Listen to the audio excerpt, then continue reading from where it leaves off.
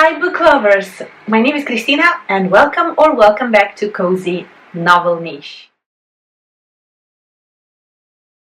So, if you clicked on this video, you already know that today I'm going to talk about my autumn TBR.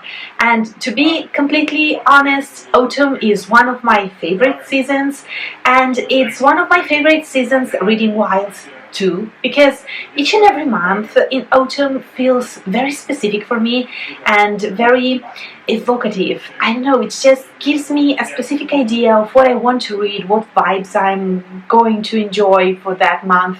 And so usually September is like back to school, so magical schools, stuff like that, of course.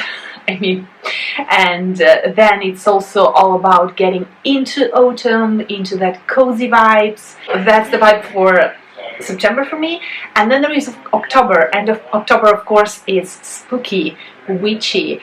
You just have to feel a little bit on edge with your readings, for my personal taste, of course.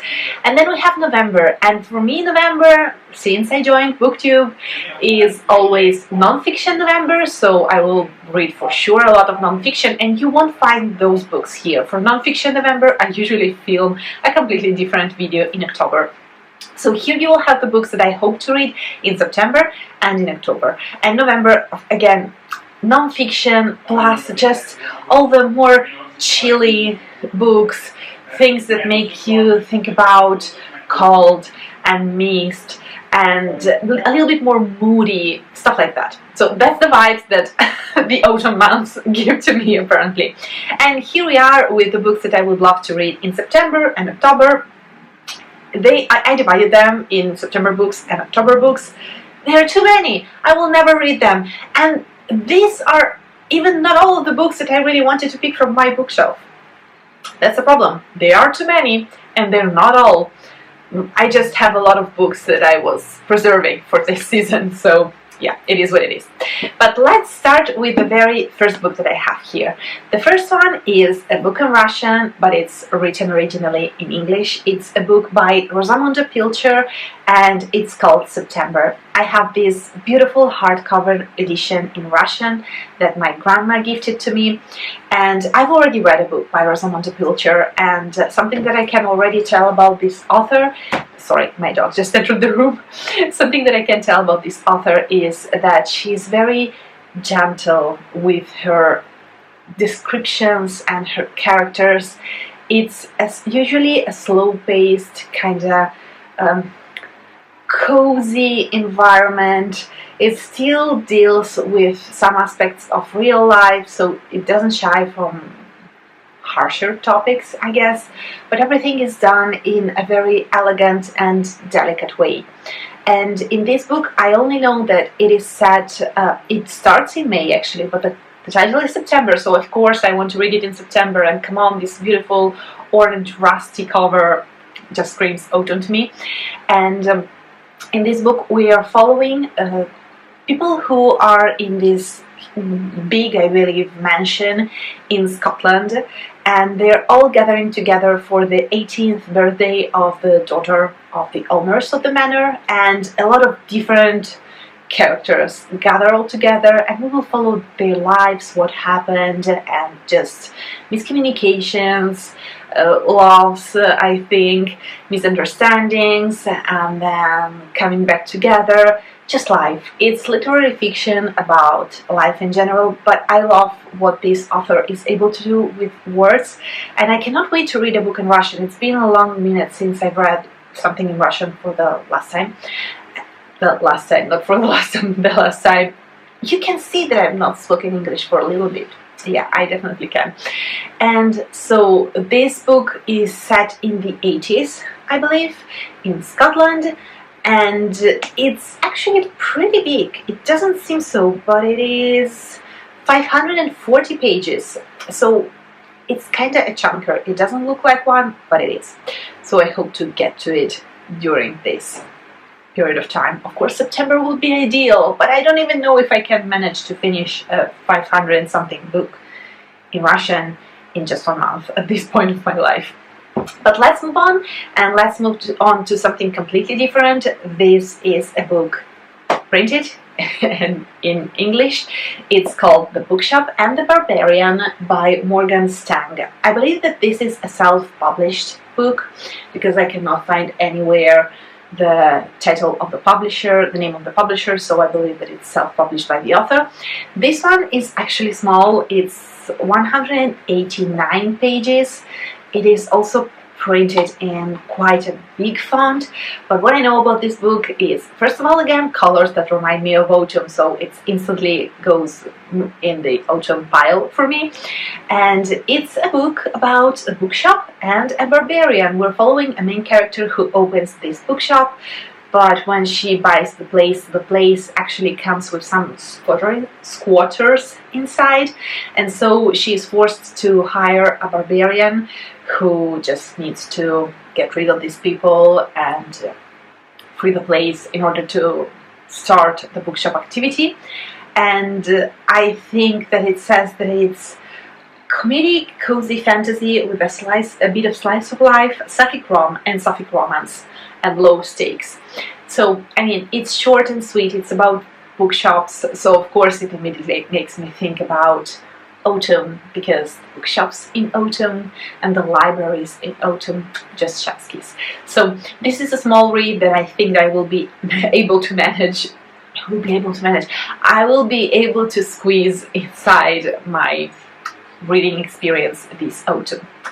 The next book is here. I think that it's not here for the first time on this kind of TBR, but it's the year when I decided that I'm finally ready. 2 years have passed since I went on my honeymoon to Japan, and now I think that I'm ready to read a book about Japan again, because I'm suffering from major nostalgia and melancholia, and I just want to get back immediately. So I've not even rewatched all the filming material that I created while I was traveling there. I've not edited the vlog because I don't want to cry because I want to go back so badly.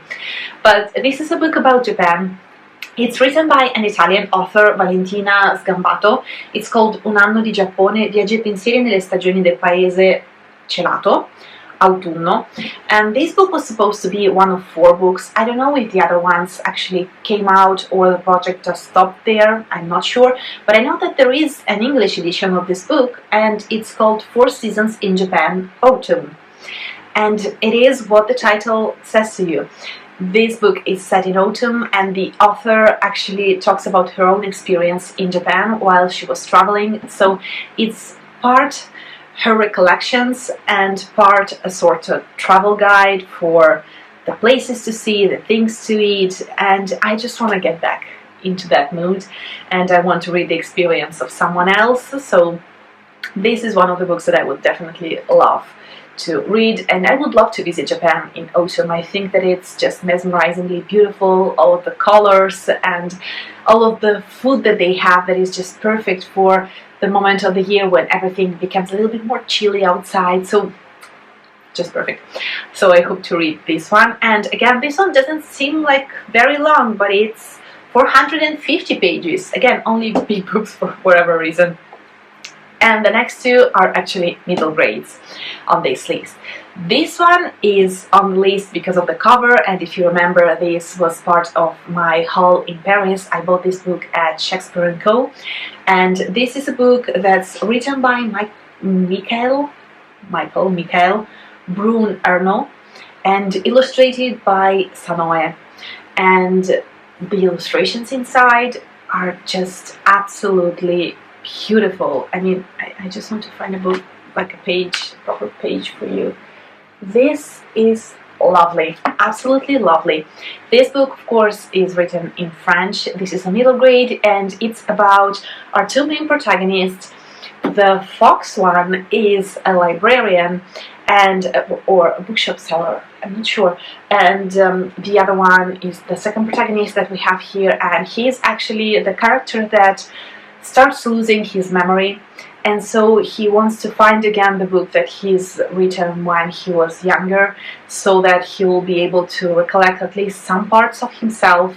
And so this lovely librarian goes with him to find this book again, and it's an adventure. I think that it will be a little bit bittersweet because it deals with memory loss, and as I told in my book haul back in the days, this book is so much special, so much more special because it deals with this topic, and the author actually is someone who worked for 10 years with people who suffer from Alzheimer. So I think that he will have like the gentle touch and enough kindness and empathy to deal with this topic.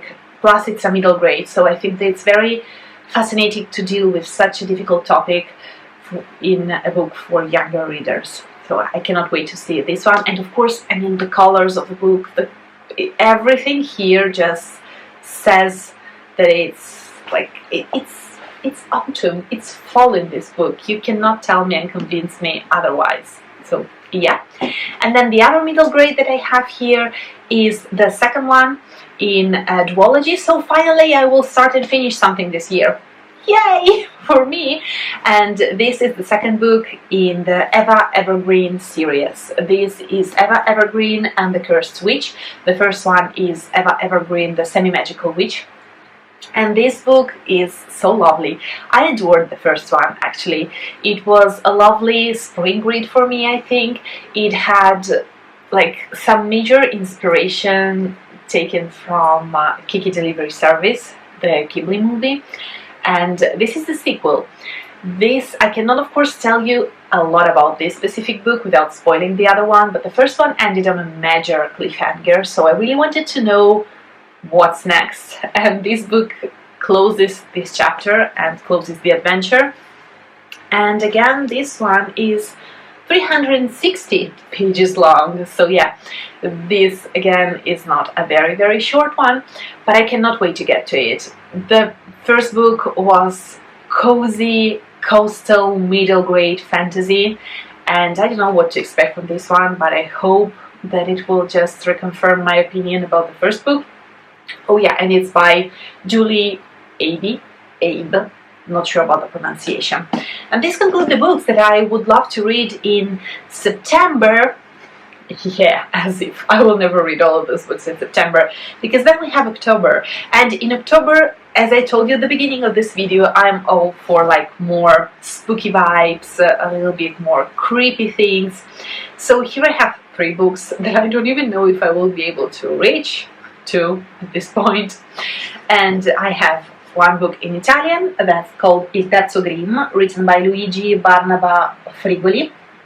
And this book, translated, it's the third Grimm, as in the Grimm brothers, the ones who've written all of the very known, the very well loved fairy tales, the German fairy tales, the scary ones, not the ones that we used to like to listen to or to watch at Disney, not the Hans Christian Andersen ones, these ones are just Grimm. Literally Grimm, yeah. And this is about the third brother Grimm, who tries to make who tries to make his own fortune, and he's just out there trying to find the darkest stories, the creepiest ones. And something that fascinates me, that I didn't know when I bought the book, because it wasn't in the inside, not in the back, but in the inside, and I just recently discovered preparing for this video, is that some parts of this book were written prompted by the author to an EI.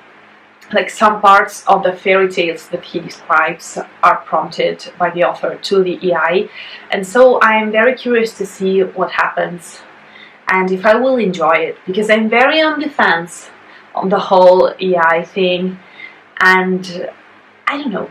We will see. I'm fascinated by the concept. I don't know if I will completely buy it, but we will see. I just want to give it a chance and see how the author tried to experiment with this different tool that he had at his disposal. Then the second book for October is The October Society. Why I would have chosen this one for October, who knows? Maybe because it's in the title. And this one is a short one actually, and I think that it's a collection of 6 stories that are supposed to be spooky and a little bit scary, and it says that 6 episodes. It says that there are 6 episodes of the spookiest show that never was.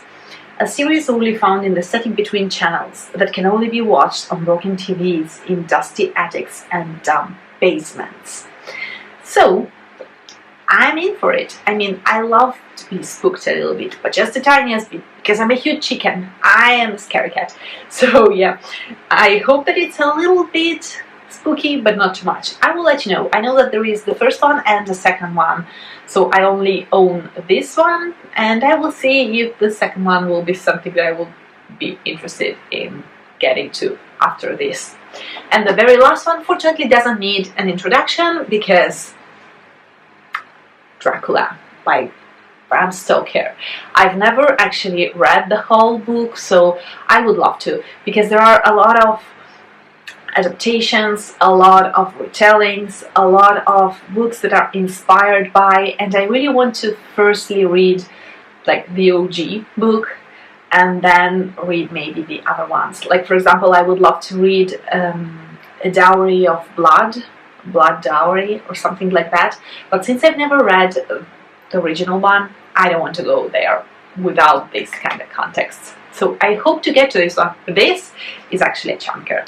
This beauty is 610 pages long, but it's a beautiful edition. I bought it in my hair. I bought it in Edinburgh, and I just love it. It's cloth bound, it's so sturdy, it has its little bookmark, so I just adore this book. So yeah, these are the books that I would love to read during these first 2 months of fall. That's never gonna happen, but I will update you at the end of October with what I was actually able to read by the end of October. Thank you so much for sticking with me, even if I was all rambly and my English is getting worse and worse, so I definitely need to step back into the game and film more and more, because that's the only antidote that there is. Thank you again, and I will see you very soon in my next video. Bye! Ciao!